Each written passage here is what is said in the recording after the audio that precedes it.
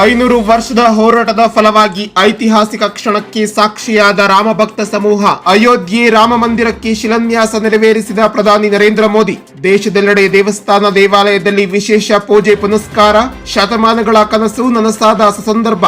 ಜಿಲ್ಲೆಯಾದ್ಯಂತ ಎಡೆಬಿಡದೆ ಸುರಿಯುತ್ತಿರುವ ಭಾರೀ ಮಳೆ, ಆಶ್ಲೇಷ ಮಳೆಗೆ ಹೈರಾಣಾಗಿ ತತ್ತರಿಸಿದ ಜನತೆ. ಯಗಚಿ ಜಲಾಶಯ ಭರ್ತಿಯಾಗುವ ಹಿನ್ನೆಲೆಯಲ್ಲಿ 4 ಕ್ರೆಸ್ಟ್ ಗೇಟ್ಗಳ ಮೂಲಕ 1500 ಕ್ಯೂಸೆಕ್ಸ್ ನೀರು ಹೊರಬಿಡಲಾಗುತ್ತಿದೆ. ಮತ್ತು ದಿನೇ ದಿನೇ ನೂರಾರು ಕೊರೋನಾ ಪ್ರಕರಣಗಳು. ಇಂದು 2 ಬಲಿ, ಮೃತರ ಸಂಖ್ಯೆ 75ಕ್ಕೆ ಏರಿಕೆ. ಹಾಸನ ಜಿಲ್ಲೆಯಲ್ಲಿ 137 ಪಾಸಿಟಿವ್ ಪ್ರಕರಣಗಳು ದಾಖಲು. ಒಟ್ಟು ಸೋಂಕಿತರ ಸಂಖ್ಯೆ 2872ಕ್ಕೆ ಏರಿಕೆ. 1190 ಜನ ಗುಣಮುಖರಾಗಿ ಬಿಡುಗಡೆ. 1607 ಜನ ಜಿಲ್ಲಾ ಕೋವಿಡ್ ಆಸ್ಪತ್ರೆಯಲ್ಲಿ ಚಿಕಿತ್ಸೆ ಮುಂದುವರಿಸಲಾಗಿದೆ ಎಂದು ಆರೋಗ್ಯಾಧಿಕಾರಿ ಡಾಕ್ಟರ್ ಸತೀಶ್ ಸ್ಪಷ್ಟನೆ.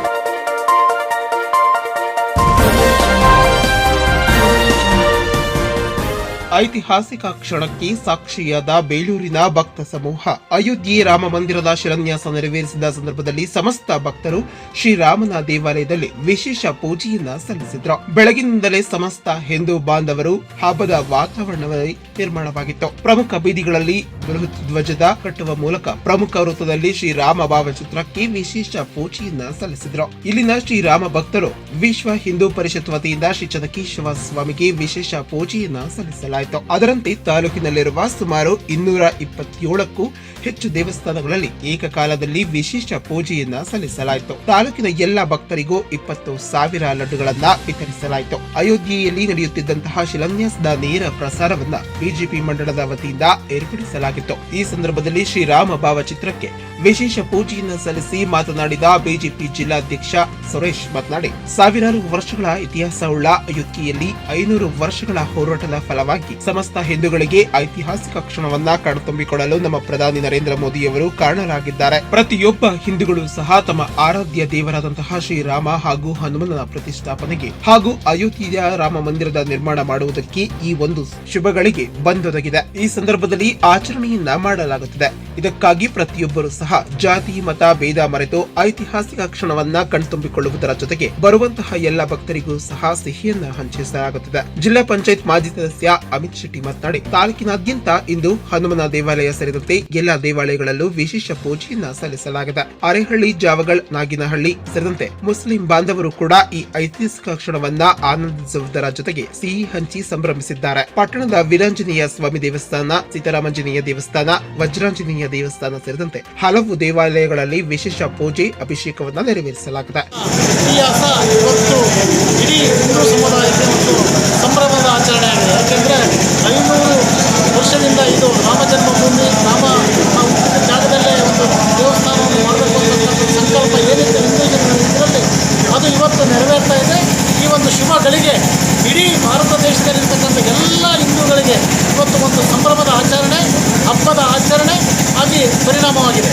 ಇವತ್ತು ಈ ದೇಶದ ನರೇಂದ್ರ ಮೋದಿಗಳಾದಂಥ ಶ್ರೀಮಂತ ನರೇಂದ್ರ ಮೋದಿಯವರು ಇವತ್ತು ಈ ಒಂದು ಉದ್ಘಾಟನೆ ಮಾಡೋದ್ರ ಮುಖಾಂತರ ಒಂದು 40 kg ಇಟ್ಟಿಗೆಯನ್ನು ಇಟ್ಟು ಉದ್ಘಾಟನೆ ಮಾಡೋದ್ರ ಮುಖಾಂತರ ಇವತ್ತು ಇಡೀ ದೇಶಕ್ಕೆ, ಹಿಂದುತ್ವಕ್ಕೆ ಮತ್ತು ರಾಮನ ಬಂಟ ಹನುಮ ಅಂತಕ್ಕಂಥದ್ದು ಏನಿದೆ, ಇಡೀ ಸಮುದಾಯ ರಾಮನ ಬಂಟರಾಗಿ ನಾವೆಲ್ಲರೂ ಸಹ ಇದ್ದೀವಿ. ಹಾಗಾಗಿ ಇವತ್ತು ಇಡೀ ಸಮುದಾಯಕ್ಕೆ, ಇಡೀ ಹಿಂದುತ್ವಕ್ಕೆ ಒಂದು ಶಕ್ತಿಯನ್ನು ತುಂಬತಕ್ಕಂಥ ಕೆಲಸ ಇವತ್ತಾಗಿದೆ. Ganesh, Belur, just news.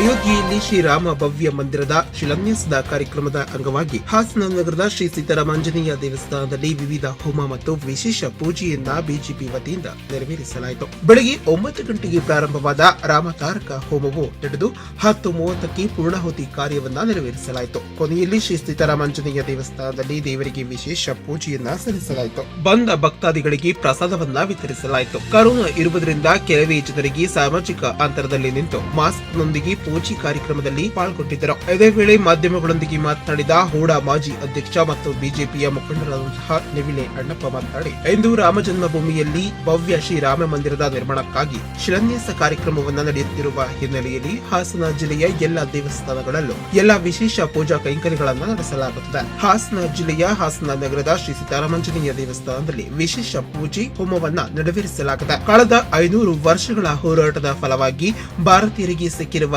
ವಿಜಯವಾಗಿದೆ. ಬುಧವಾರದಂದು ದೇಶದ ಪ್ರಧಾನಿ ನರೇಂದ್ರ ಮೋದಿಯವರು ಅಮೃತ ಹಸ್ತದಲ್ಲಿ ಶಿಲಾನ್ಯಾಸ ಕಾರ್ಯಕ್ರಮವನ್ನ ನೆರವೇರಿಸಿರುತ್ತಾರೆ. ಎಲ್ಲವೂ ಯಶಸ್ವಿಯಾಗಿ ಸಾರ್ವಜನಿಕರ ಭಾವನೆಯೊಂದಿಗೆ ಸರಿಯಾದ ಸ್ಪಂದನೆ ಲಭಿಸಿರುವುದು ಎಲ್ಲರಿಗೂ ಹರ್ಷವನ್ನ ತಂದಿದೆ. ಇಡೀ ದೇಶ ಇಂದು ಭಾರತೀಯ ಸಂಸ್ಕೃತಿಯ ಪುರಾತನ ಮತ್ತೊಮ್ಮೆ ಮರುಕಳಿಸಲಿದೆ ಎಂದು ತಿಳಿಸಿದರು. ಪ್ರಭು ಶ್ರೀರಾಮಚಂದ್ರನ ಜನ್ಮಭೂಮಿಯಲ್ಲಿ ಇವತ್ತು ಭವ್ಯ ರಾಮ ಮಂದಿರ ನಿರ್ಮಾಣಕ್ಕಾಗಿ ಇವತ್ತು ಶಿಲಾನ್ಯಾಸ ಕಾರ್ಯಕ್ರಮ ನಡೀತಾ ಇದೆ. ಆ ಕಾರಣಕ್ಕೋಸ್ಕರ ಜಿಲ್ಲೆಯಲ್ಲಿ ಎಲ್ಲ ದೇವಸ್ಥಾನಗಳಲ್ಲಿ ಪೂಜಾ ಕಾರ್ಯಕ್ರಮ ನಡೀತಾ ಇದೆ. ಇವತ್ತು ಭಾರತೀಯ ಜನತಾ ಪಾರ್ಟಿ ಹಾಸನ ವತಿಯಿಂದ ಇವತ್ತು ಸೀತಾರಾಮಾಂಜನೇಯ ದೇವಸ್ಥಾನದಲ್ಲಿ ಇವತ್ತು ಹೋಮವನ್ನು ಮಾಡಿ ಪೂಜೆಯನ್ನು ಸಲ್ಲಿಸ್ತಾ ಇದ್ದೇವೆ. ಇದು 500 ವರ್ಷಗಳ ಹೋರಾಟದ ಫಲವಾಗಿ ಭಾರತೀಯರಿಗೆ ಇವತ್ತು ಸಿಕ್ಕಿರ್ತಕ್ಕಂಥ ಜಯ. ಅದನ್ನು ಪ್ರಧಾನಿ ನರೇಂದ್ರ ಮೋದಿಯವರ ಹುಟ್ಟುಹಬ್ಬದಿಂದ ಇವತ್ತು ಶಿಲಾನ್ಯಾಸ ಆಗ್ತಾ ಇದೆ. ಯಶಸ್ವಿಯಾಗಿ ದೇಶದ ಜನರ ಭಾವನೆಗೆ ಇವತ್ತು ಒಂದು ಸರಿಯಾದಂಥ ಒಂದು ಸ್ಪಂದನೆ ಸಿಕ್ಕಿದೆ. ಇವತ್ತು ಇಡೀ ದೇಶ ಇವತ್ತು ನಮ್ಮ ಭಾರತೀಯ ಸಂಸ್ಕೃತಿಯ ಪುರಾತನ ಧರ್ಮದ ಒಂದು ಪುನರುತ್ಥಾನ ಅಂತ ಹೇಳಿದರೆ ತಪ್ಪಾಗಲಿಕ್ಕಿಲ್ಲ ಅಂತ ಹೇಳಿ ಈ ಸಂದರ್ಭದಲ್ಲಿ ಬಿಜೆಪಿ ಮುಖಂಡರಾದಂತಹ ಹಾಗೂ ಹೂಡಾದ ಅಧ್ಯಕ್ಷರಾದಂತಹ ಮೂರ್ತಿ, ಪಕ್ಷದ ಪ್ರಧಾನ ಕಾರ್ಯದರ್ಶಿ ವೇಣುಗೋಪಾಲ್, ಮಹಿಳಾ ಮುಖಂಡರಾದಂತಹ ಸುಶೀಲಾ ಅಣ್ಣಪ್ಪ, ಅರುಣಾ ಕುಮಾರ್ ಇತರರು ಪಾಲ್ಗೊಂಡಿದ್ದರು. ಶ್ರೀನಿವಾಸ್, ಹಾಸನ್ ನ್ಯೂಸ್.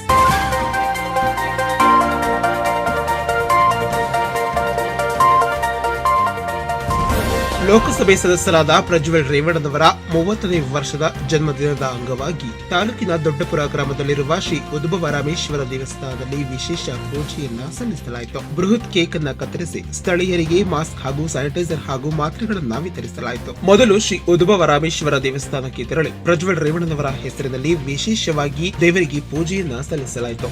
ದೇವಸ್ಥಾನದ ಮುಂಭಾಗ ಬೃಹತ್ ಕೇಕ್ ಅನ್ನ ಕತ್ತರಿಸಿ ಒಬ್ಬರಿಗೊಬ್ಬರು ಸಿಹಿ ಹಂಚಿ ಸಂಭ್ರಮಿಸಿದ್ರು. ಇದಾದ ಬಳಿಕ ಗ್ರಾಮದ ಜನರಿಗೆ ಆರೋಗ್ಯದ ಶಕ್ತಿ ಹೆಚ್ಚಿಸುವ ಮಾತ್ರೆಗಳನ್ನ ಹಾಗೂ ಮಾಸ್ಕ್ ಹಾಗೂ ಸ್ಯಾನಿಟೈಸರ್ ಗಳನ್ನ ನೀಡಿದ್ರು. ಪ್ರಜ್ವಲ್ ಅಭಿಮಾನಿಗಳ ಯುವ ಬಳಗದಿಂದ ರಕ್ತದಾನವನ್ನ ಏರ್ಪಡಿಸಲಾಗಿತ್ತು. ನಂತರ ಜೆಡಿಎಸ್ ತಾಲೂಕು ಅಧ್ಯಕ್ಷ ಮತ್ತು ಜಿಲ್ಲಾ ಪಂಚಾಯತ್ ಮಾಜಿ ಉಪಾಧ್ಯಕ್ಷರಂತಹ ಎಸ್ ನಾವೇಗೌಡರವರು ಹಾಗೂ ಜಿಲ್ಲಾ ಪಂಚಾಯತ್ ಉಪಾಧ್ಯಕ್ಷ ಎಚ್ ಪಿ ಸ್ವರೂಪ್ ಮಾಧ್ಯಮಗಳೊಂದಿಗೆ ಮಾತನಾಡಿ, ಹಾಸನ ಜಿಲ್ಲೆಯ ಸಂಸದರಾದ ಪ್ರಜ್ವಲ್ ರೇವಣ್ಣನವರು 30ನೇ ವರ್ಷದ ಹುಟ್ಟುಹಬ್ಬದ ಅಂಗವಾಗಿ ಜೆಡಿಎಸ್ ಪಕ್ಷದ ವತಿಯಿಂದ ಎಲ್ಲರೂ ಸೇರಿ ಅದ್ದೂರಿಯಾಗಿ ಹುಟ್ಟುಹಬ್ಬವನ್ನ ಆಚರಿಸುತ್ತಿದ್ದೇವೆ. ಅವರಿಗೆ ಭಗವಂತನು ಒಳ್ಳೆಯದನ್ನ ಮಾಡಿ ಆರೋಗ್ಯ, ದೀರ್ಘ ಆಯಸ್ಸು, ಅಧಿಕಾರವನ್ನು ನೀಡಿ ಹೆಚ್ಚಿನ ಜನಸೇವೆ ಮಾಡುವ ಶಕ್ತಿಯನ್ನ ಕರುಣಿಸಲಿ ಎಂದು ದೇವರಲ್ಲಿ ಪ್ರಾರ್ಥಿಸಿದರು. ಹಾಸನ ನಗರದಲ್ಲಿ 144 ಸೆಕ್ಷನ್ ಜಾರಿ ಇರುವುದರಿಂದ ತಾಲೂಕಿನ ದೊಡ್ಡಪುರ ಗ್ರಾಮದಲ್ಲಿರುವ ಶ್ರೀ ಉದ್ಭವರಾಮೇಶ್ವರ ದೇವಸ್ಥಾನದಲ್ಲಿ ವಿಶೇಷ ಪೂಜೆಯನ್ನ ಹಮ್ಮಿಕೊಳ್ಳಲಾಗಿದೆ. ಇಂದು ರಕ್ತದ ಕೊರತೆ ಹೆಚ್ಚು ಇರುವುದರಿಂದ ರಕ್ತದಾನ ಶಿಬಿರವನ್ನ ಏರ್ಪಡಿಸಲಾಗಿದೆ. ಕೊರೋನಾದಂತಹ ಸಂದರ್ಭದಲ್ಲಿ ಸಂಸದರು ಜಿಲ್ಲೆಯ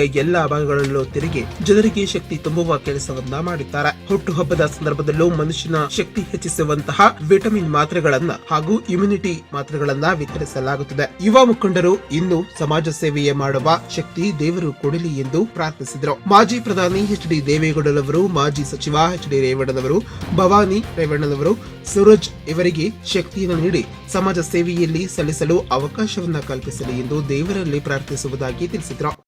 ನಮ್ಮ ಹಾಸನ ಕ್ಷೇತ್ರದ ಸಂಸದರಾದಂಥ ಶ್ರೀಯುತ ಪ್ರಜ್ವಲ್ ರೇವಣ್ಣನವರ 30ನೇ ವರ್ಷದ ಹುಟ್ಟುಹಬ್ಬವನ್ನು ನಮ್ಮ ಹಾಸನ ಜಿಲ್ಲಾ ಜನತಾದಳ ಜಾತ್ಯತೀತ ಪಕ್ಷದ ವತಿಯಿಂದ ಎಲ್ಲರೂ ಕೂಡ ನಮ್ಮ ಕಾರ್ಯಕರ್ತ ಬಂಧುಗಳು, ನಮ್ಮ ಎಲ್ಲ ಪಕ್ಷದ ಮುಖಂಡರು ಎಲ್ಲರೂ ಸೇರಿ ಇವತ್ತು ಅದ್ದೂರಿಯಾಗಿ ಅವರ ಹುಟ್ಟುಹಬ್ಬವನ್ನು ಆಚರಣೆ ಮಾಡುವುದರ ಮುಖಾಂತರ ಅವರಿಗೆ ಭಗವಂತ ಒಳ್ಳೆಯದನ್ನು ಮಾಡಲಿ, ಅವರಿಗೆ ಒಳ್ಳೊಳ್ಳೆ ಸಮಾಜದಲ್ಲಿ ಒಳ್ಳೊಳ್ಳೆ ಕೆಲಸ ಕಾರ್ಯಗಳನ್ನು ಮಾಡ್ತಕ್ಕಂಥ ಶಕ್ತಿಯನ್ನು ಕೊಡಲಿ. ಯುವಕರಿದ್ದಾರೆ, ಎಲ್ಲ ಕಡೆಯಿಂದ ಹೋರಾಟ ಮಾಡಿ ಎಲ್ಲ ಹೋರಾಟ ಮಾಡ್ತಾ ಇದ್ದಾರೆ. ಅದರಲ್ಲಿ ಕೊರೋನಾದಂಥ ಇಂಥ ಒಂದು ಪರಿಸ್ಥಿತಿಯಲ್ಲಿ ಜಿಲ್ಲೆ ಎಲ್ಲ ಕಡೆನೂ ತಿರುಗಿ ಎಲ್ಲರಿಗೂ ಕೂಡ ಎಲ್ಲರ ಆರೋಗ್ಯವನ್ನು ವಿಚಾರ ಮಾಡುವುದರ ಮುಖಾಂತರ ಸಮಾಜ ಸೇವೆಯನ್ನು ಮಾಡ್ತಾ ಇದ್ದಾರೆ. ಯುವ ಮುಖಂಡರು ಅವರಿಗೆ ಭಗವಂತ ಒಳ್ಳೆಯದನ್ನು ಮಾಡಲಿ, ಇನ್ನೂ ಹೆಚ್ಚಿನ ಶಕ್ತಿಯನ್ನು ಕೊಡಲಿ.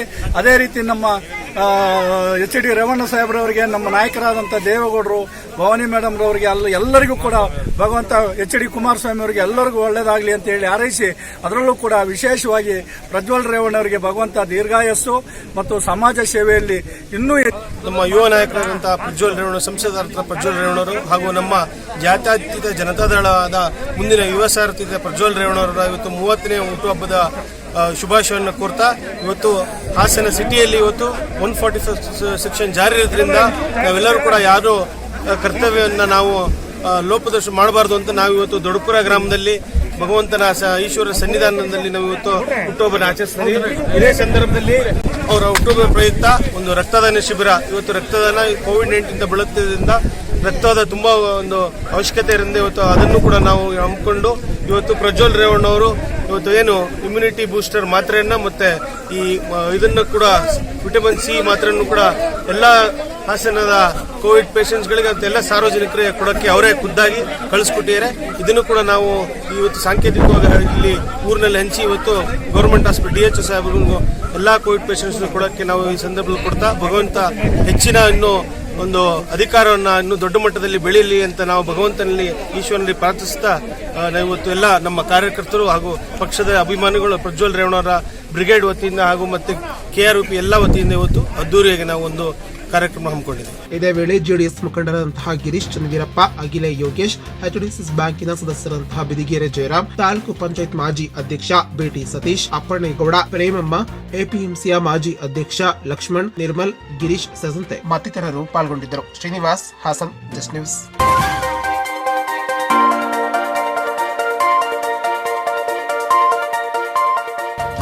ಹಾಸನ ಜಿಲ್ಲೆಯಲ್ಲಿ ದಿನೇ ದಿನೇ ನೂರಾರು ಕೊರೋನಾ ಪ್ರಕರಣಗಳು ದಾಖಲಾಗುತ್ತಿರುವುದು ಜನರಲ್ಲಿ ಆತಂಕಕ್ಕೆ ಕಾರಣವಾಗಿದೆ. ಮಂಗಳವಾರದಂದು ಒಂದೇ ದಿವಸದಲ್ಲಿ 137 ಪಾಸಿಟಿವ್ ಪ್ರಕರಣಗಳು ಪತ್ತೆಯಾಗಿದ್ದು ಮತ್ತೆ 2 ಸಾವು ಸೇರಿ ಇದುವರೆಗೂ ಜಿಲ್ಲೆಯಲ್ಲಿ 75 ಜನರು ಮೃತಪಟ್ಟಿದ್ದಾರೆ ಎಂದು ಜಿಲ್ಲಾ ಆರೋಗ್ಯಾಧಿಕಾರಿ ಡಾ ಸತೀಶ್ ತಿಳಿಸಿದರು. ಮಾಧ್ಯಮಕ್ಕೆ ಮಾಹಿತಿ ನೀಡಿದ ಅವರು, ಮಂಗಳವಾರ ದಾಖಲಾಗಿರುವ ಕೊರೋನಾ ಪ್ರಕರಣದಲ್ಲಿ ತಾಲೂಕುವಾರು ದಾಖಲಾಗಿರುವ ಸೋಂಕಿತರ ಸಂಖ್ಯೆ ಹೀಗಿದೆ. ಬೇಲೂರಿನಲ್ಲಿ 4, ಹಾಸನದಲ್ಲಿ 82, ಅರಸೀಕೆರೆಯಲ್ಲಿ 9, ಚನ್ನರಾಯಪಟ್ಟಣದಲ್ಲಿ 10, ಅರಕಲಗೂಡಿನಲ್ಲಿ 21, ಹೊಳೆನರಸೀಪುರದಲ್ಲಿ 7, ಸಕಲೇಶಪುರದಲ್ಲಿ 3 ಸೇರಿ ಹಾಗೂ ಇತರೆ ಜಿಲ್ಲೆಯಲ್ಲಿ 1 ಸೇರಿ ಒಂದೇ ದಿವಸದಲ್ಲಿ 137 ಪಾಸಿಟಿವ್ ಕೇಸ್ಗಳನ್ನು ದಾಖಲು ಮಾಡಲಾಗಿದೆ. ಇದುವರೆಗೂ ಜಿಲ್ಲೆಯಲ್ಲಿ ಒಟ್ಟು ಸೋಂಕಿತರ ಸಂಖ್ಯೆ 2872ಕ್ಕೆ ಏರಿಕೆಯಾಗಿದ್ದು 1190 ಮಂದಿಗೆ ಗುಣಮುಖರಾಗಿ ಮನೆಗೆ ವಾಪಸ್ ತೆರಳಿದ್ದಾರೆ. ಇನ್ನುಳಿದ 1607 ಮಂದಿ ಸಕ್ರಿಯವಾಗಿ ಸೋಂಕಿತರು ಜಿಲ್ಲಾ ಕೋವಿಡ್ ಆಸ್ಪತ್ರೆಯಲ್ಲಿ ಚಿಕಿತ್ಸೆಯನ್ನ ಕೊಡಿಸಲಾಗುತ್ತಿದೆ. ಹಾಸನ ಜಿಲ್ಲೆಯಲ್ಲಿ ಮಂಗಳವಾರ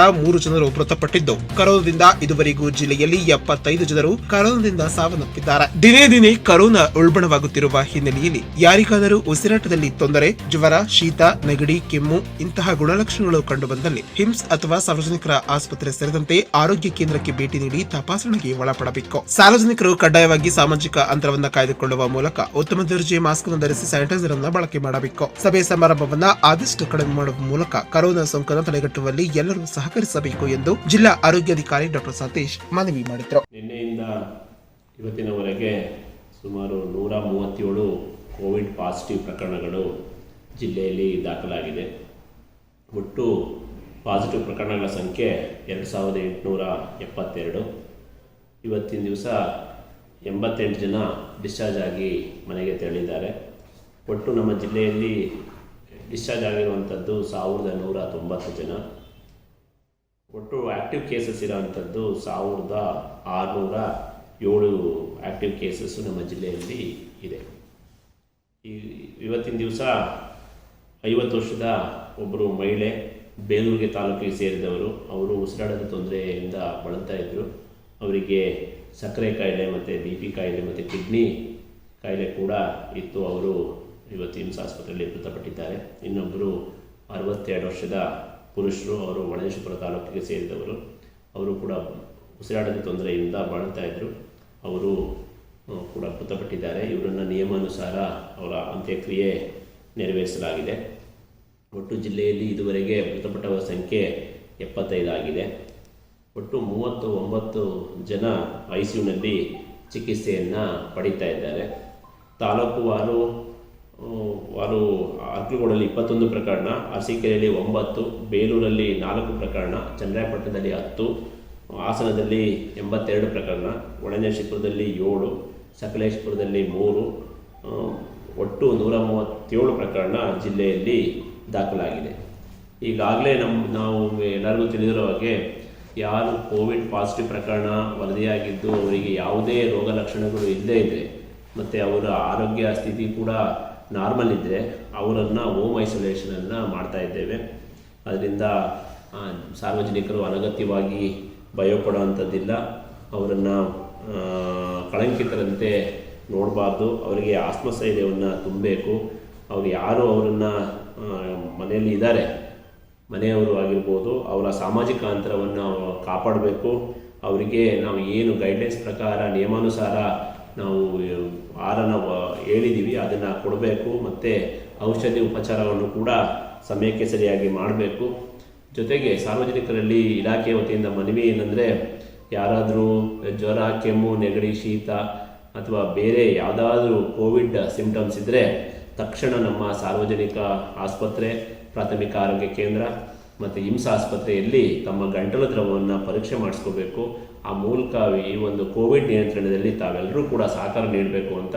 ಶ್ರೀನಿವಾಸ್ ಹಸನ್, ಜಸ್ಟ್ ನ್ಯೂಸ್.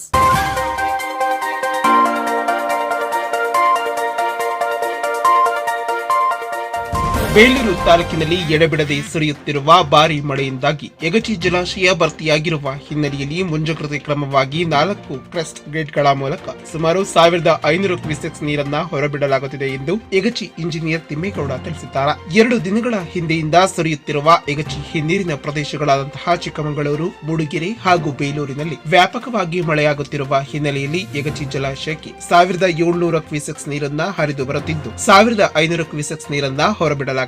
ಜಲಾಶಯದ ಗರಿಷ್ಠ ಮಟ್ಟ 964.60 ಮೀಟರ್ ಇದ್ದು ಇಂದಿನ ನೀರಿನ ಮಟ್ಟ 964.40 ಮೀಟರ್ ಇದ್ದು ಜಲಾಶಯ ಭರ್ತಿಯಾಗಲು ಕೇವಲ 0.20 ಮೀಟರ್ ಬಾಕಿ ಇದ್ದು ಇದೇ ರೀತಿ ಮಳೆಯಾದಲ್ಲಿ ಜಲಾಶಯ ಭರ್ತಿಯಾಗಲಿದೆ. ಆದುದರಿಂದ ಜಲಾಶಯದ ಕೆಳಭಾಗದಲ್ಲಿರುವಂತಹ ಹಳ್ಳಿಗಳು ಎಲ್ಲ ರೀತಿಯ ಮುಂಜಾಗ್ರತೆ ಕ್ರಮಗಳನ್ನು ಕೈಗೊಳ್ಳಬೇಕು ಎಂದು ತಿಳಿಸಲಾಗಿದೆ. ಈ ಸಂದರ್ಭದಲ್ಲಿ ಸಹಾಯಕ ಕಾರ್ಯಪಾಲಕ ಇಂಜಿನಿಯರ್ ಶಿವಕುಮಾರ್ ಹಾಜರಿದ್ದರು. Ganesh, Belur, just news.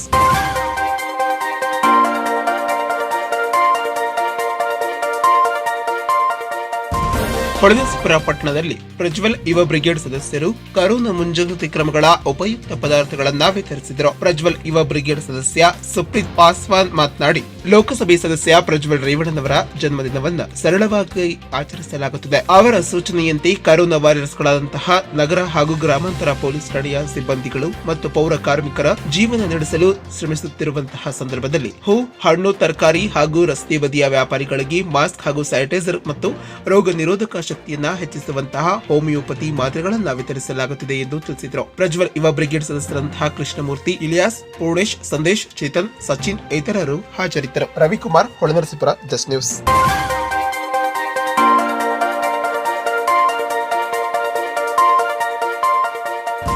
ಅರಕಲಗೂಡು ತಾಲೂಕು ರಾಮನಾಥಪುರ ಪಟ್ಟಣದಲ್ಲಿ ಎಡೆಬಿಡದೆ ಸುರಿಯುತ್ತಿರುವ ಮಳೆಯಿಂದಾಗಿ ಜನಜೀವನ ಅಸ್ತವ್ಯಸ್ತಗೊಂಡಿದ್ದು ಕರೋನಾ ಸೋಂಕಿತರ ಸಂಖ್ಯೆಯಲ್ಲೂ ಹೆಚ್ಚಿಸಿರುವ ಕಾರಣದಿಂದಾಗಿ ಈ ಹಿನ್ನೆಲೆಯಲ್ಲಿ ಜನತೆ ಭಯಭೀತಗೊಂಡಿದ್ದಾರೆ. ಮಳೆಯ ಜೊತೆಗೆ ಶೀತ ಗಾಳಿಯು ಆರ್ಭಟ ಜೋರಾಗಿದ್ದು ಇದರಿಂದ ಕೊಡಗಿನ ತಲಕಾವೇರಿಯಲ್ಲಿ ಮಳೆ ಜಾಸ್ತಿಯಾಗುತ್ತಿದ್ದು ನದಿಯಲ್ಲಿ ಹೆಚ್ಚು ನೀರು ಬರುತ್ತಿದ್ದು ಕಾವೇರಿ ನದಿ ಶೀಘ್ರವಾಗಿ ಪ್ರವಾಹ ಭೀತಿಯಲ್ಲಿ ನದಿ ಪಾತ್ರದ ಜನರು ಆತಂಕಕ್ಕೆ ಈಡು ಮಾಡಿದೆ. ಕಳೆದ 2 ವರ್ಷಗಳ ಹಿಂದೆ ಕಾವೇರಿ ನದಿ ತಗ್ಗು ಪ್ರದೇಶದ ಜನತೆ ಇಲ್ಲಿ ವಾಸವಾಗಿದ್ದು ಇವರ ಮನೆಯನ್ನ ತೊರೆಯುವ ಆತಂಕದಲ್ಲಿದ್ದಾರೆ. ಪೂರ್ವದಿಂದಲೂ ಮುಂಗಾರು ಮಳೆ ಬೀಳಲು ತೊಡಗಿದರೆ ರೈತರು ಹರ್ಷಚಿತ್ತರಾಗುತ್ತಾರೆ. ಉತ್ತಮ ಫಸಲು ಬೆಳೆಯಬಹುದು ಎಂಬುವ ಲೆಕ್ಕಾಚಾರ ಅವರದಾಗಿರುತ್ತದೆ. ಆದರೆ ಈ ಸಂತಸ ಬಹುಕಾಲ ಉಳಿಯಲಿಲ್ಲ. 1 ವಾರದಿಂದ ಅತಿಯಾದ ಜಟಿ ಮಳೆಯಿಂದಾಗಿ ಅವರ ಲೆಕ್ಕಾಚಾರ ತಲೆಕೆಳಗಾಗಿದೆ. ರೈತರ ಹರ್ಷವೇ ಇಲ್ಲದಂತಾಗಿದೆ. ಬೆಳೆ ಇನ್ನೆಲ್ಲಿ ಉಳಿಯುತ್ತದೆ ಎನ್ನುವಂತಹ ಪರಿಸ್ಥಿತಿ ರೈತರಿಗೆ ಬಂದೊದಗಿದೆ. ಒಮ್ಮೊಮ್ಮೆ ಮಳೆ ಬಾರದೆ ಬೆಳೆ ಒಣಗಿ ಹೋಗುತ್ತವೆ, ಮತ್ತೊಮ್ಮೆ ಮಳೆ ಬಂದು ಹಾನಿಯಾಗುತ್ತದೆ ಎಂಬುದು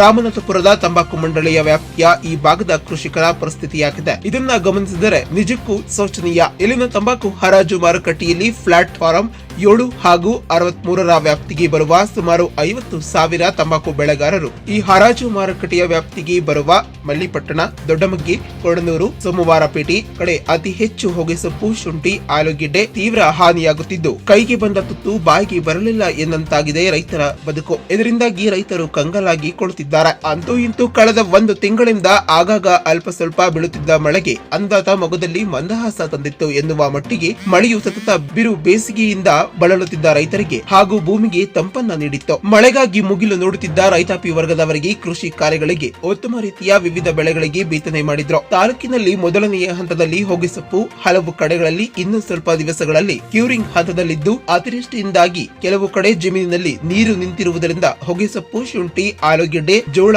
ಬೆಳೆಗಳು ಕೊಳೆಯಲಾರಂಭಿಸಿವೆ. ರೈತರು ವ್ಯವಸಾಯ ಮಾಡಲು ಆಗುತ್ತಿಲ್ಲ. ಇದು ಬೆಳವಣಿಗೆಗೆ ಕುಂಠಿತಗೊಳ್ಳಲು ಕಾರಣವಾಗುತ್ತದೆ. ಇಳುವರಿಯ ಮೇಲೂ ಭಾರಿ ಪ್ರಮಾಣದ ಪ್ರಭಾವವನ್ನು ಪರಿಣಾಮವನ್ನ ಬೀರುತ್ತದೆ. ಸುಮಾರು 1 ತಿಂಗಳ ಹಿಂದೆ ಬಿದ್ದ ಮಳೆಗೆ ಸಸಿ ಮಾಡಿ ಬೆಳೆ ಮಾಡಲಾಗಿದೆ. ಕಳೆದ 3 ದಿವಸಗಳಿಂದ ಜಟಿ ಮಳೆಯಿಂದ ಈ ಭಾಗದ ಅಪಾರ ಬೆಳೆಗಳಿಗೆ ನೀರು ನಿಂತಿದೆ. ಸರ್ಕಾರ ಬೆಳೆ ಹಾನಿಗೆ ಕೊಡುವ ಪರಿಹಾರವು ಬಕಾಸುರನ ಹೊಟ್ಟೆಗೆ ಅರಕಾಸಿನ ಮಜ್ಜಿಗೆ ಎಂದಂತೆ ಮಳೆ ಆಶ್ರಿತ ಪ್ರದೇಶಗಳಲ್ಲಿ ಬೆಳೆ ಹಾನಿಗೆ ಸುಮಾರು 5,000 ರೂಪಾಯಿಗಳನ್ನ, ನೀರಾವರಿ ಪ್ರದೇಶಗಳಿಂದ 8,000 ರೂಪಾಯಿಗಳನ್ನು ನೀಡಲಾಗುತ್ತದೆ ಎಂದು ತಿಳಿದು ಬಂದಿದೆ. ಯಾವುದೇ ಪ್ರಕೃತಿ ವಿಕೋಪ ಇಲ್ಲದೆ ರೈತನಿಗೆ ಕೈಗೆ ಬೆಳೆ ಬಂದಾಗ ಪ್ರತಿ ಎಕರೆಗೆ ಹೊಗೆಸೊಪ್ಪಿಗೆ 50,000ದಿಂದ, ಶುಂಠಿಗೆ 40,000 ರೂಪಾಯಿಗಳು, ಆಲೂಗೆಡ್ಡೆಗೆ 30,000, ಮುಸ್ಕಿನ ಜೋಳದಲ್ಲಿ 10ರಿಂದ 12,000 ರೂಪಾಯಿಗಳು, ಮೆಣಸಿನಕಾಯಿ ಇತರೆ ತರಕಾರಿಗಳಿಗೆ 5,000 ರೂಪಾಯಿಗಳನ್ನ ಉತ್ತಮ ಮಳೆಯಾದರೆ ಬೆಳೆಗೆ ಬೆಲೆ ಸಿಗುತ್ತದೆ. ರೈತರಿಗೆ ಕಾಡುತ್ತಿರುವ ಕೂಲಿಗಾರರ ಸಮಸ್ಯೆ ಒಂದು ಕಡೆಯಾದರೆ ರೈತರಿಗೆ ಯಾವುದೇ ಬೆಳೆ ಮಾಡಲು ರೈತರಿಗೆ ಹೆದರುವುದಿಲ್ಲ.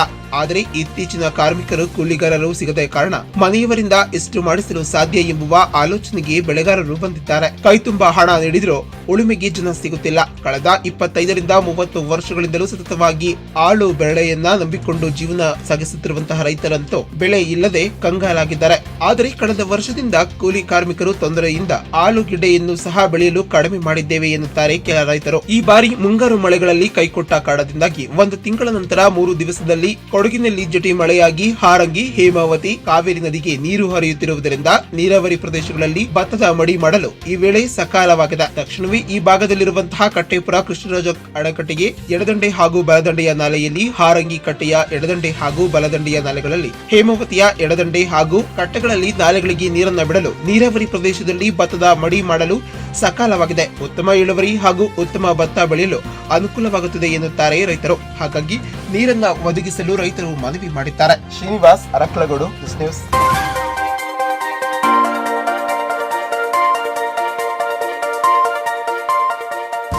2 ದಿವಸಗಳಿಂದ ತಾಲೂಕಿನಾದ್ಯಂತ ಸುರಿಯುತ್ತಿರುವ ಆಶ್ಲೇಷ ಮಳೆಗೆ ತಾಲೂಕಿನ ಜನಜೀವನ ಅಸ್ತವ್ಯಸ್ತಗೊಂಡಿದ್ದು, ಧರೆಗುರುಳಿದ ಕೆಲವು ಮರಗಳು ಪಟ್ಟಣ ಸೇರಿದಂತೆ ಹಲವು ಭಾಗಗಳಲ್ಲಿ ರಸ್ತೆಗಳಲ್ಲಿ ಮರ ಗಿಡಗಳು ಬಿದ್ದ ಪರಿಣಾಮವಾಗಿ ವಾಹನ ಸವಾರರು ಪರದಾಡುವಂತಹ ಪರಿಸ್ಥಿತಿ ಉಂಟಾಗಿದೆ. ರಾತ್ರಿ ಇಡೀ ಸುರಿಯುವ ಭಾರಿ ಮಳೆಯಿಂದಾಗಿ ಹಾಸನದ ರಸ್ತೆಯೆಲ್ಲ ಬೃಹತ್ ಗಾತ್ರದ ಮರವೊಂದು ಉರುಳಿ ಬಿದ್ದ ಪರಿಣಾಮವಾಗಿ ಅರ್ಧ ಗಂಟೆಗೂ ಹೆಚ್ಚು ಕಾಲ ವಾಹನ ಸವಾರರು ಪರದಾಡುವಂತಹ ಪರಿಸ್ಥಿತಿ ನಿರ್ಮಾಣವಾಗಿತ್ತು. ಪಟ್ಟಣದ ಇಂದಿರಾ ಕ್ಯಾಂಟೀನ್ ಬಳಿ ಮರವೊಂದು ರಸ್ತೆ ಉರುಳಿಬಿದ್ದ ಪರಿಣಾಮವಾಗಿ ಪ್ರತಿನಿತ್ಯ ಜನಸಂದಣಿ ಇರುವಂತಹ ರಸ್ತೆಯಾಗಿದ್ದು, ಇಂದು ಯಾರು ಇಲ್ಲದ ಪರಿಣಾಮವಾಗಿ ದೊಡ್ಡ ಅನಾಹುತವೇ ತಪ್ಪಿದಂತಾಗಿದೆ. ಬಿಕ್ಕೋಡು, ಅರೆಹಳ್ಳಿ, ಚಿಗೇನಹಳ್ಳಿಯ ವಿವಿಧ ಭಾಗಗಳಲ್ಲಿ ಸೇರಿದಂತೆ ಸುಮಾರು 50ಕ್ಕೂ ಹೆಚ್ಚು ವಿದ್ಯುತ್ ಕಂಬಗಳು ಧರೆಗುರುಳಿವೆ. Ganesh, Belur, just news.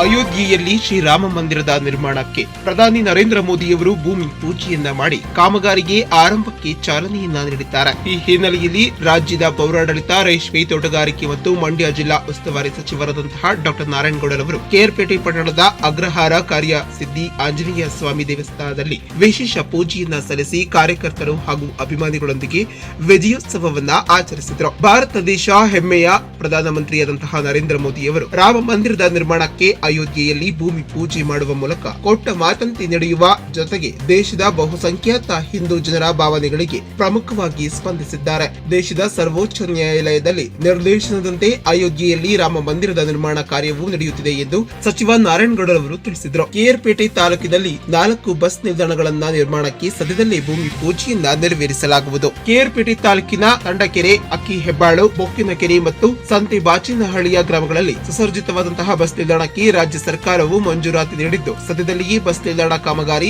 ಆರಂಭವಾಗಲಿದೆ ಎಂದು ತಿಳಿಸಿದರು. ರಾಜ್ಯ ಸರ್ಕಾರವು ಗ್ರಾಮೀಣ ಪ್ರದೇಶದ ರಸ್ತೆಗೆ ಅಭಿವೃದ್ಧಿಗೆ 35 ಕೋಟಿ ರೂಪಾಯಿಗಳ ವಿಶೇಷ ಅನುದಾನವನ್ನ ಬಿಡುಗಡೆ ಮಾಡಿದ್ದು, ತಾಲೂಕಿನ ಎಲ್ಲ ಗ್ರಾಮದಲ್ಲಿಯೂ ಕೂಡ ಕಾಂಕ್ರೀಟ್ ರಸ್ತೆ ಮತ್ತು ಚರಂಡಿ ಕಾಮಗಾರಿಗಳನ್ನು ನಡೆಯುತ್ತವೆ. ಕರೋನಾ ಹಿನ್ನೆಲೆಯಲ್ಲಿ ಅಭಿವೃದ್ಧಿ ಕೆಲಸ ಕಾರ್ಯಗಳಲ್ಲಿ ಅನುಷ್ಠಾನಕ್ಕೆ ತಡೆಯಾಗಿತ್ತು. ಆದರೆ ನಾನು ಸತತವಾಗಿ 3 ಅವಧಿಯಲ್ಲಿ ಶಾಸಕನಾಗಿ ಆಯ್ಕೆ ಮಾಡಿದ ಜನತೆಗೆ ಧನ್ಯವಾದವನ್ನ ಸಮರ್ಪಿಸುವ ಕಾರ್ಯದಲ್ಲಿ ಗ್ರಾಮ ಭೇಟಿ ಕಾರ್ಯಕ್ರಮವನ್ನ ಹಮ್ಮಿಕೊಂಡಿದ್ದು, ಪ್ರತಿ ಗ್ರಾಮದಲ್ಲಿಯೂ ಅಭಿವೃದ್ಧಿ ಕಾಮಗಾರಿಗಳಿಗೆ ಭೂಮಿ ಪೂಜೆಯನ್ನ ಮಾಡಿದ್ದೇನೆ ಎಂದು ಸಚಿವರು ತಿಳಿಸಿದರು. ಮಂಡ್ಯಕ್ಕೆ ಸುಣ್ಣ, ಹಾಸನಕ್ಕೆ ಬೆಣ್ಣೆ ಎನ್ನುವಂತಹ ಪರಿಸ್ಥಿತಿ.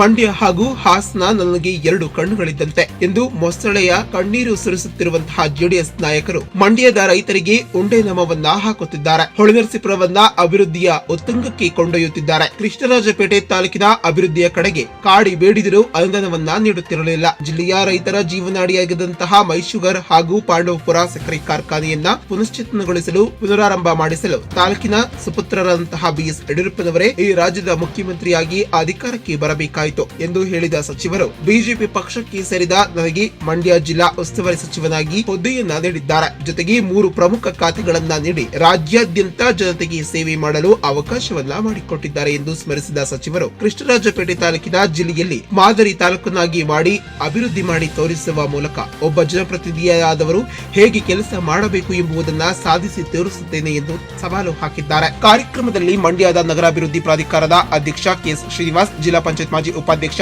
ಎಸ್ ಅಂಬರೀಶ್, ಎಪಿಎಂಸಿಯ ನಿರ್ದೇಶಕ ತರಕಾರಿ ನಾಗಣ್ಣ, ರಾಮಕೃಷ್ಣೇಗೌಡ, ನಾಗೇಂದ್ರ, ತಾಲೂಕು ಬಿಜೆಪಿ ಅಧ್ಯಕ್ಷ ಪರಮೇಶ್, ಅರವಿಂದ್, ಉಪಾಧ್ಯಕ್ಷ Suresh, tahsildar Shivamurthy, taluk panchayat EO Chandramouli, circle inspector KS Sudhakar, sub inspector ಇತರರು ಉಪಸ್ಥಿತರಿದ್ದರು. Madhukumar, Krishnarajpet, just news.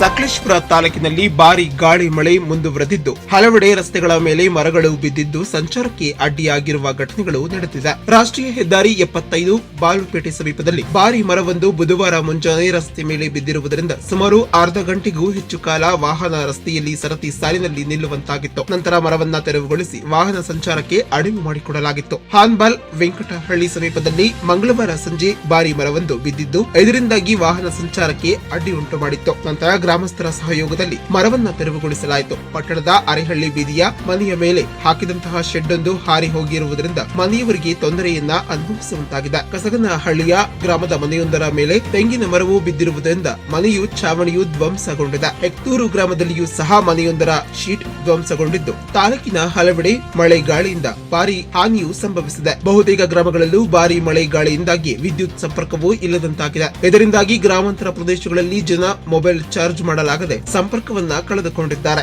ಸಕಲೇಶಪುರ ಪಟ್ಟಣದ ಹೇಮಾವತಿ ನದಿ ನೀರಿನ ಮಟ್ಟ ಏರುತ್ತಿದ್ದು ಸುಮಾರು 7 ಅಡಿಯಷ್ಟು ನೀರು ನದಿಯಲ್ಲಿ ಬಂದಿದೆ. ಒಟ್ಟಾರೆಯಾಗಿ ಮಳೆಗಿಂತ ಗಾಳಿಯ ಆರ್ಭಟ ಹೆಚ್ಚಾಗಿರುವುದರಿಂದ ವ್ಯಾಪಕವಾಗಿ ಅನಾಹುತಗಳು ಸಂಭವಿಸುತ್ತಿವೆ. Sudhir, Sakleshpur, just news.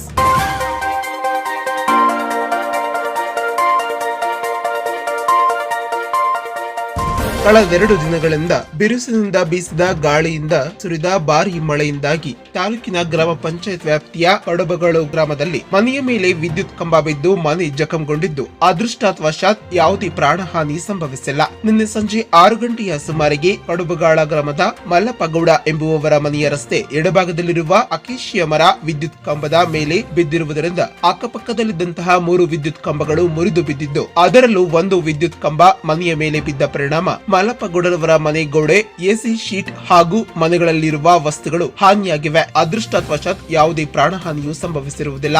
ಆ ಸಂದರ್ಭದಲ್ಲೇನಾದರೂ ಕರೆಂಟ್ ಎದ್ದಿದ್ದರೆ ದೊಡ್ಡ ಅನಾಹುತವೇ ಸಂಭವಿಸುತ್ತಿತ್ತು. ಮಾಹಿತಿ ತಿಳಿದು ತಕ್ಷಣ ಅರಣ್ಯ ಇಲಾಖೆಯ ಉಪವಲಯ ಅರಣ್ಯಾಧಿಕಾರಿ ರಂಗೇಗೌಡ ಹಾಗೂ ಅರಣ್ಯ ರಕ್ಷಕ ಜಯಪ್ರಕಾಶ್ ಅವರು ಸ್ಥಳಕ್ಕೆ ಭೇಟಿ ನೀಡಿದ್ರು. ಸಾರ್ವಜನಿಕರು ಈ ಸಂದರ್ಭದಲ್ಲಿ ಅರಣ್ಯ ಇಲಾಖೆ ಅಧಿಕಾರಿಗಳ ವಿರುದ್ಧ ಆಕ್ರೋಶ ವ್ಯಕ್ತಪಡಿಸಿ ನಾವುಗಳು ಹಲವು ಬಾರಿ ರಸ್ತೆಯಲ್ಲಿ ಇಕ್ಕೆಲಲ್ಲಿ ಇರುವ ಮರಗಳನ್ನ ತೆರವುಗೊಳಿಸುವಂತೆ ದೂರು ನೀಡಿದ್ದರೂ ಸಹ ಅರಣ್ಯ ಇಲಾಖೆ ಅಧಿಕಾರಿಗಳು ಮರವನ್ನ ತೆರವುಗೊಳಿಸದೆ ಬೇಜವಾಬ್ದಾರಿತನವನ್ನ ಪ್ರದರ್ಶನ ಮಾಡಿದ್ದಾರೆ ಎಂದು ಕಿಡಿಕಾರಿದ್ರು. ಮರಗಳನ್ನ ತೆರವುಗೊಳಿಸದಿದ್ದರೆ ಮುಂದಾಗುವ ಇಂತಹ ಅವಘಡಗಳು ಆಗುತ್ತಿರಲಿಲ್ಲ. ಸ್ವಲ್ಪ ಗಾಳಿ ಮಳೆಯಾದರೂ ರಸ್ತೆಯ ಪಕ್ಕದಲ್ಲಿರುವ ಮರಗಳು ರಸ್ತೆಗೆ ಅಡ್ಡಲಾಗಿ ಬಿದ್ದು ಜನಸಾಮಾನ್ಯರಿಗೆ ಹಾಗೂ ವಾಹನ ಸವಾರರಿಗೆ ತೊಂದರೆಯನ್ನ ಅನುಭವಿಸುವಂತಾಗಿದೆ. ತಕ್ಷಣವೇ ಮರಗಳನ್ನ ತೆರವುಗೊಳಿಸದಿದ್ದರೆ ಉಗ್ರವಾಗಿ ಹೋರಾಟ ಮಾಡಬೇಕಾಗುತ್ತದೆ ಎಂದು ಮನವಿಯನ್ನ ಸಲ್ಲಿಸಿದ್ರು. ಮನೆಯ ಮಾಲೀಕ ದಿನೇಶ್ ಮಾಧ್ಯಮದೊಂದಿಗೆ ಮಾತನಾಡಿ, ಅರಣ್ಯ ಇಲಾಖೆಯ ಅಧಿಕಾರಿಗಳು ರಸ್ತೆಯ ಬದಿಯಲ್ಲಿರುವ ಮರಗಳನ್ನ ತೆರವುಗೊಳಿಸುವಂತೆ ಹಲವು ಬಾರಿ ದೂರುಗಳನ್ನು ನೀಡಿದ್ರೂ ಸಹ ಅರಣ್ಯ ಇಲಾಖೆಯ ಹಿರಿಯ ಅಧಿಕಾರಿಗಳು ಇದುವರೆಗೂ ಸೂಕ್ತ ಕ್ರಮವನ್ನ ಕೈಗೊಂಡಿರುವುದಿಲ್ಲ.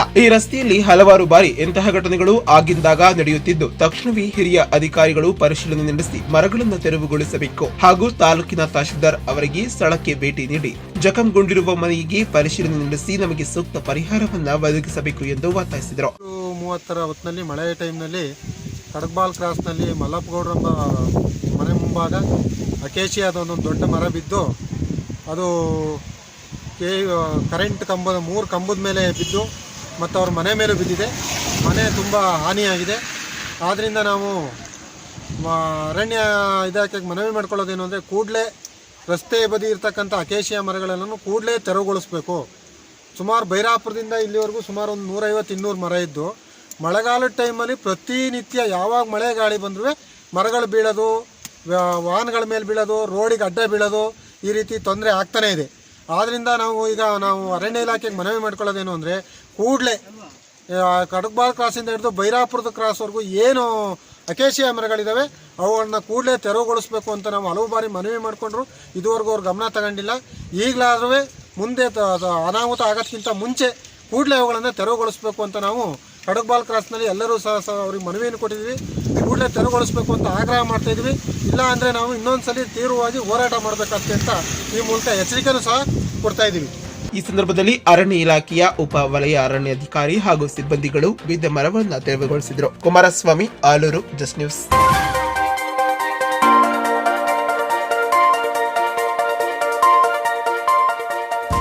ಅಯೋಧ್ಯೆಯಲ್ಲಿ ಶ್ರೀರಾಮ ಭವ್ಯ ಮಂದಿರದ ಶಿಲಾನ್ಯಾಸ ಕಾರ್ಯಕ್ರಮದ ಅಂಗವಾಗಿ ಇಂದು ತಾಲೂಕು ಬಿಜೆಪಿ ವತಿಯಿಂದ ಆಲೂರು ಪಟ್ಟಣದ ಬಿಜೆಪಿ ಕಚೇರಿಯಲ್ಲಿಂದು ಅಂದು ಅಯೋಧ್ಯೆಯಲ್ಲಿ ಭಾಗವಹಿಸಿದ ಕರ ಸೇವಕರನ್ನ ಗುರುತಿಸಿ ಗೌರವಿಸಿ ಸನ್ಮಾನಿಸಲಾಯಿತು. ಬಿಜೆಪಿ ಹಿರಿಯ ಮುಖಂಡ ನಾರ್ವೆ ಸೋಮಶೇಖರ್ ಕಾರ್ಯಕ್ರಮವನ್ನ ಉದ್ಘಾಟಿಸಿ ಮಾತನಾಡಿದರು. ದೇಶದ ಅಸಂಖ್ಯಾತ ಹಿರಿಯ ನಾಗರಿಕರು, ಹಿರಿಯ ನಾಯಕರು, ಸಂಘ ಪರಿವಾರದ ಮುಖಂಡರು ಹಾಗೂ ಕೋಟ್ಯಾಂತರ ಕಾರ್ಯಕರ್ತರ ಹೋರಾಟದ ಫಲವಾಗಿ ಇಂದು ಅಯೋಧ್ಯೆಯಲ್ಲಿ ಭವ್ಯವಾದಂತಹ ರಾಮ ಮಂದಿರವು ನಿರ್ಮಾಣವಾಗುತ್ತಿದ್ದು, ಇದು ಸ್ವಯಂ ಸೇವಕರ ಬಲಿದಾನದ ಪ್ರತೀಕ. ದೇಶದ ಹೆಮ್ಮೆಯ ಪುತ್ರ ನರೇಂದ್ರ ಮೋದಿಯವರ ರಾಮ ಮಂದಿರಕ್ಕೆ ಅಡಿಗಲ್ಲು ಹಾಕುತ್ತಿರುವುದು ಸಂತೋಷದ ವಿಚಾರ. ಇದು ಸುವರ್ಣಾಕ್ಷರದಲ್ಲಿ ಬರೆದಿಡುವಂತಹ ದಿನವಾಗಿದೆ ಎಂದರು. ಬಿಜೆಪಿಯ ಅಧ್ಯಕ್ಷ ಹರೀಶ್ ಮಾತನಾಡಿ, ದೇಶದ ಪ್ರಧಾನಿ ನರೇಂದ್ರ ಮೋದಿಯವರು ಅಮೃತ ಹಸ್ತದಲ್ಲಿ ಶಿಲಾನ್ಯಾಸ ಯಶಸ್ವಿಯಾಗಿ ನಡೆಯುತ್ತಿದ್ದು, ಸಾರ್ವಜನಿಕರು ಭಾವನೆಗಳಿಗೆ ಸರಿಯಾದ ಸ್ಪಂದನೆ ಲಭಿಸುತ್ತಿರುವುದು ಎಲ್ಲರಿಗೂ ಹರ್ಷವನ್ನ ತಂದಿದೆ. ಇಡೀ ದೇಶ ಇಂದು ಭಾರತೀಯ ಸಂಸ್ಕೃತಿಯ ಪುರಾತನ ಧರ್ಮ ಪುನರ್ ನಿರ್ಮಾಣವಾಗುತ್ತಿದ್ದು, ಕೋಟ್ಯಾಂತರ ಕರ ಸೇವಕರ ಹೋರಾಟದ ಫಲವಾಗಿ ಇಂದು ಅಯೋಧ್ಯೆಯಲ್ಲಿ ರಾಮ ಮಂದಿರ ನಿರ್ಮಾಣವಾಗುತ್ತಿದೆ. ಈ ಸಂದರ್ಭದಲ್ಲಿ ಇವರನ್ನ ಗುರುತಿಸಿ ಸನ್ಮಾನ ಮಾಡುತ್ತಿರುವುದು ಹೆಮ್ಮೆಯ ವಿಚಾರ ಎಂದು ತಿಳಿಸಿದರು. ಹಿರಿಯ ಬಿಜೆಪಿ ಮುಖಂಡ ಹಾಗೂ ಕರ ಸೇವಕ ಎಚ್ ರಮೇಶ್ ಮಾತನಾಡಿ, ಶ್ರೀರಾಮನ ವಿಚಾರಧಾರೆಗಳನ್ನ ಅಳವಡಿಸಿಕೊಂಡು ಪ್ರತಿಯೊಬ್ಬ ಬಿಜೆಪಿ ಕಾರ್ಯಕರ್ತರು ಅಳವಡಿಸಿಕೊಂಡು ಪಕ್ಷವನ್ನ ಸಂಘಟಿಸುವ ಕಡೆ ಹೆಚ್ಚು ಗಮನವನ್ನ ನೀಡಬೇಕು. ಶ್ರೀರಾಮನ ಹೆಸರಿನಲ್ಲಿಂದು ನಮ್ಮ ಪಕ್ಷ ರಾಜಕೀಯವಾಗಿ ಹೆಮ್ಮರವಾಗಿ ಬೆಳೆದಿದ್ದು, ಅದನ್ನ ಉಳಿಸಿಕೊಂಡು ಹೋಗುವ ಜವಾಬ್ದಾರಿ ಕಾರ್ಯಕರ್ತರಲ್ಲಿದೆ ಎಂದು ಸಲಹೆಯನ್ನ ನೀಡಿದ್ರು. ನಮ್ಮ ದೇಶದ ನಮ್ಮ ಸಂಸ್ಕೃತಿಯ ಅವಿಭಾಜ್ಯ ಅಂಗ ಅಯೋಧ್ಯೆಯ ಶ್ರೀರಾಮಚಂದ್ರನ ಜನ್ಮಸ್ಥಾನದಲ್ಲಿ ಸುಮಾರು 400 ವರ್ಷಗಳ ಹೋರಾಟದ ನಂತರ ಅನೇಕ ಸಾಧು ಸಂತರ, ಕಾರ್ಯ ಸೇವಕರ ಬಲಿದಾನಗಳ ಹೋರಾಟದ ನಂತರ, ನಮ್ಮೆಲ್ಲ ಹಿರಿಯರ ಶ್ರಮದ ನಂತರ ಇವತ್ತು ನಮಗೆ ಶುಭ ದಿನ. ಶ್ರೀರಾಮ ಜನ್ಮಸ್ಥಳದಲ್ಲಿ ಇವತ್ತು ನಮ್ಮ ಎಲ್ಲರ ಬಯಕೆಯಂತೆ ನಮ್ಮ ಹೋರಾಟದ ಗುರಿ ಏನಿತ್ತು, ನಮ್ಮ ಬಿಜೆಪಿಯ ಯಾವತ್ತು ನಮ್ಮ ಒಂದು ಘೋಷಣೆ ಏನಿತ್ತೋ ಅದರ ಒಂದು ಭಾಗ ನಾವು ರಾಮ ಜನ್ಮಸ್ಥಾನದಲ್ಲಿ ರಾಮ ಮಂದಿರ ಕಟ್ಟುತ್ತೇವೆ ಅನ್ನೋ ಒಂದು ಘೋಷಣೆ. ಆ ಒಂದು ನಮ್ಮ ಘೋಷಣೆಯನ್ನ ಇವತ್ತು ದೇಶದ ಜನರಿಗೆ ಭರವಸೆಯಿಂದ ಈಡೇರಿಸಿಕೊಂಡು ಅಯೋಧ್ಯೆಯಲ್ಲಿ ಶ್ರೀರಾಮನ ಒಂದು ಮಂದಿರ ನಿರ್ಮಾಣ ಆಗ್ತಾ ಇದೆ. ಹಲವಾರು ವರ್ಷದಿಂದ ಮುಂಚೆನೇ ಆಗಬೇಕಾಗಿತ್ತು, ಇವತ್ತು ಆಗ್ತಾ ಇದೆ. ನಮ್ಮ ನೆಚ್ಚಿನ ಪ್ರಧಾನಮಂತ್ರಿಗಳಾದ ಶ್ರೀ ನರೇಂದ್ರ ಮೋದಿಜಿಯವರು ಇವತ್ತು ಶಿಲಾನ್ಯಾಸನ ಮಾಡ್ತಾ ಇದ್ದಾರೆ. ಎಲ್ಲ ಕರಸೇವಕರು ತುಂಬ ಕಷ್ಟಪಟ್ಟು ತುಂಬ ಇದಕ್ಕೆಲ್ಲ ಸಹಕಾರ ಮಾಡೋ ಎಲ್ಲರಿಗೂ ಅದೆಲ್ಲ ಕೋಟಿ ನಮ್ಮ ಒಂದು ಅಯೋಧ್ಯೆಯ ಈ ಒಂದು ಪುನಾದಿಗೆ ಕಾರಣೀಭೂತರಾಗಿದ್ರು. ಅದರಲ್ಲಿ 5 ಜನ ಈ ನಮ್ಮ ಇದರಲ್ಲಿ ಅಭಿನಂದಿಸಬೇಕು ಅಂತ ಹೇಳಿ ನಾನು ಮತ್ತೆ ಪ್ರಧಾನ ಕಾರ್ಯದರ್ಶಿಗಳು ನಮಗೆ ಅದನ್ನ ನೆನಪು ಮಾಡೋದಕ್ಕೋಸ್ಕರ ಪಕ್ಷದ ಸೂಚನೆ ಇಲ್ಲದಿದ್ರೂ ಕೂಡ ಪಕ್ಷದಲ್ಲಿ ನಿಮ್ಮ ಮನೆಗಳಲ್ಲಿ ದೀಪವನ್ನ ಹಚ್ಚಿ, ದೀಪವನ್ನ ಕಚ್ಚಿ, ದೇವಸ್ಥಾನಗಳಲ್ಲಿ ದೀಪವನ್ನು ಹಚ್ಚಿ ಮತ್ತೆ ಅಂತರವನ್ನ ಕಾಪಾಡಿಕೊಂಡು ಈ ಕಾರ್ಯಕ್ರಮವನ್ನ ನಡೆಸಬೇಕು ಅಂತ ಹೇಳಿ ಹೇಳಿದ್ರು.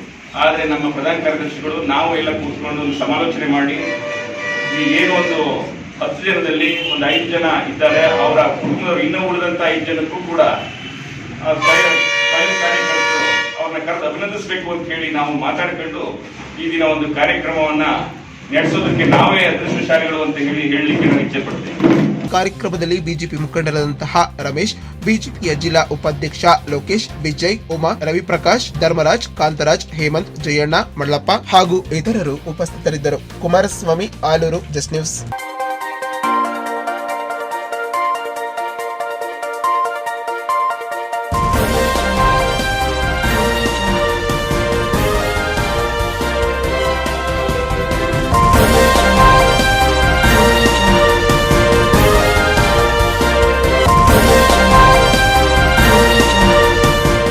ಹೊಳೆನರಸೀಪುರ ಪಟ್ಟಣದ ದೇವಾಂಗ ಶ್ರೀರಾಮ ಮಂದಿರದಲ್ಲಿ ಅಯೋಧ್ಯೆಯ ಶ್ರೀರಾಮ ಮಂದಿರದ ಶಿಲಾನ್ಯಾಸದ ಪ್ರಯುಕ್ತವಾಗಿ ವಿಶೇಷ ಪೂಜಾ ಕೈಂಕರ್ಯಗಳನ್ನು ನೆರವೇರಿಸಲಾಯಿತು. ಶ್ರೀ ಶಾರ್ವರಿ ಸಂವತ್ಸರದ ಶ್ರಾವಣ ಮಾಸದ ಕೃಷ್ಣ ಪಕ್ಷದ ಬುಧವಾರ ಅಭಿಜಿನ್ ಮುಹೂರ್ತದಲ್ಲಿ ಶ್ರೀರಾಮ ಮಂದಿರದ ಶಿಲಾನ್ಯಾಸವನ್ನ ಪ್ರಧಾನಿ ಮೋದಿಯವರು ನೆರವೇರಿಸಿದರು. ಶುಭ ಸಂದರ್ಭದಲ್ಲಿ ಪಟ್ಟಣದ ದೇವಾಂಗ ಶ್ರೀರಾಮ ಮಂದಿರದಲ್ಲಿ ಪಂಚಾಮೃತ ಅಭಿಷೇಕ, ವೇದ ಪಾರಾಯಣ, ಸ್ತೋತ್ರ ಪಠಣ, ಮಹಾ ನೈವೇದ್ಯ, ತದ್ಯಾರಾಧನೆ ಸೇವೆ ನಂತರ ಮಹಾಮಂಗಳಾರತಿಯನ್ನ ನೆರವೇರಿಸಲಾಯಿತು. ದೇವಾಂಗ ಜನಾಂಗದ ಮಾಜಿ ಅಧ್ಯಕ್ಷ ಎಚ್.ಎಸ್. ವೆಂಕಟರಮಣಯ್ಯ ಮಾತನಾಡಿ, ಶ್ರೀರಾಮನ ಜನ್ಮಭೂಮಿ ಅಯೋಧ್ಯೆ ಹಿಂದೂಗಳ ಪವಿತ್ರ ಸ್ಥಾನವಾಗಿದೆ. 500 ವರ್ಷಗಳ ಸುದೀರ್ಘ ಹೋರಾಟದ ನಂತರ ಹಿಂದೂಸ್ತಾನದಲ್ಲಿ ಹಿಂದೂಗಳ ದೇವಾಲಯ ನಿರ್ಮಾಣಕ್ಕೆ ಅನುಮತಿ ದೊರೆತಿದೆ. ಭಾರತದಲ್ಲಿ ನೆಲೆಸಿರುವ ಪ್ರತಿಯೊಬ್ಬರು ಹೆಮ್ಮೆ ಪಡುವಂತಹ ಶುಭ ಕಾರ್ಯವನ್ನ, ಹಬ್ಬ ಸಡಗರವನ್ನ ಆಚರಿಸೋಣ ಎಂದರು. ಶ್ರೀರಾಮಚಂದ್ರ ಮಹಾಪ್ರಭುವಿನ ಸಂದೇಶದಂತೆ ದ್ವೇಷ ಹಾಗೂ ಅಸೂಯೆಯನ್ನ ತ್ಯಜಿಸಿ ಸ್ನೇಹ ಹಾಗೂ ಪ್ರೀತಿ ಹಾಗೂ ವಿಶ್ವಾಸದಿಂದ ಬದುಕೋಣವೆಂದರು. ಪೂಜಾ ಮಹೋತ್ಸವದಲ್ಲಿ ಹಿರಿಯರಾದಂತಹ ಲಕ್ಷ್ಮೀ ನರಸಿಂಹ, ದೇವಾಂಗ ಸಂಘದ ಅಧ್ಯಕ್ಷ ಡಾಕ್ಟರ್ ರಾಜೇಶ್, ಪುರಸಭೆಯ ಸದಸ್ಯ ಎ ಜಗನ್ನಾಥ್, ಅನಂತ್, ಈಶ್ವರ್, ಎಚ್.ಎಲ್. ಮಂಜುನಾಥ್, ನಾರಾಯಣ್, ನಾಗೇಂದ್ರ, ಯೋಗೇಶ್, ಗಣೇಶ್ ಇತರರು ಹಾಜರಿದ್ದರು. Ravikumar, Holenarasipur, just news. 500 ವರ್ಷದ ಹೋರಾಟದ ಫಲವಾಗಿ ಐತಿಹಾಸಿಕ ಕ್ಷಣಕ್ಕೆ ಸಾಕ್ಷಿಯಾದ ರಾಮಭಕ್ತ ಸಮೂಹ ಅಯೋಧ್ಯೆ ರಾಮ ಮಂದಿರಕ್ಕೆ ಶಿಲಾನ್ಯಾಸ ನೆರವೇರಿಸಿದ ಪ್ರಧಾನಿ ನರೇಂದ್ರ ಮೋದಿ. ದೇಶದೆಲ್ಲೆಡೆ ದೇವಸ್ಥಾನ ದೇವಾಲಯದಲ್ಲಿ ವಿಶೇಷ ಪೂಜೆ ಪುನಸ್ಕಾರ, ಶತಮಾನಗಳ ಕನಸು ನನಸಾದ ಸುಸಂದರ್ಭ. ಜಿಲ್ಲೆಯಾದ್ಯಂತ ಎಡೆಬಿಡದೆ ಸುರಿಯುತ್ತಿರುವ ಭಾರೀ ಮಳೆ, ಆಶ್ಲೇಷ ಮಳೆಗೆ ಹೈರಾಣಾಗಿ ತತ್ತರಿಸಿದ ಜನತೆ. ಯಗಚಿ ಜಲಾಶಯ ಭರ್ತಿಯಾಗುವ ಹಿನ್ನೆಲೆಯಲ್ಲಿ 4 ಕ್ರೆಸ್ಟ್ ಗೇಟ್ಗಳ ಮೂಲಕ 1500 ಕ್ಯೂಸೆಕ್ಸ್ ನೀರು ಹೊರಬಿಡಲಾಗುತ್ತಿದೆ ಮತ್ತು ದಿನೇ ದಿನೇ ನೂರಾರು ಕರೋನಾ ಪ್ರಕರಣಗಳು. ಇಂದು 2 ಬಲಿ, ಮೃತರ ಸಂಖ್ಯೆ 75ಕ್ಕೆ ಏರಿಕೆ. ಹಾಸನ ಜಿಲ್ಲೆಯಲ್ಲಿ 137 ಪಾಸಿಟಿವ್ ಪ್ರಕರಣಗಳು ದಾಖಲು. ಒಟ್ಟು ಸೋಂಕಿತರ ಸಂಖ್ಯೆ 2872ಕ್ಕೆ ಏರಿಕೆ. 1190 ಜನ ಗುಣಮುಖರಾಗಿ ಬಿಡುಗಡೆ. 1607 ಜನ ಜಿಲ್ಲಾ ಕೋವಿಡ್ ಆಸ್ಪತ್ರೆಯಲ್ಲಿ ಚಿಕಿತ್ಸೆ ಮುಂದುವರಿಸಲಾಗಿದೆ ಎಂದು ಆರೋಗ್ಯಾಧಿಕಾರಿ ಡಾಕ್ಟರ್ ಸತೀಶ್ ಸ್ಪಷ್ಟನೆ.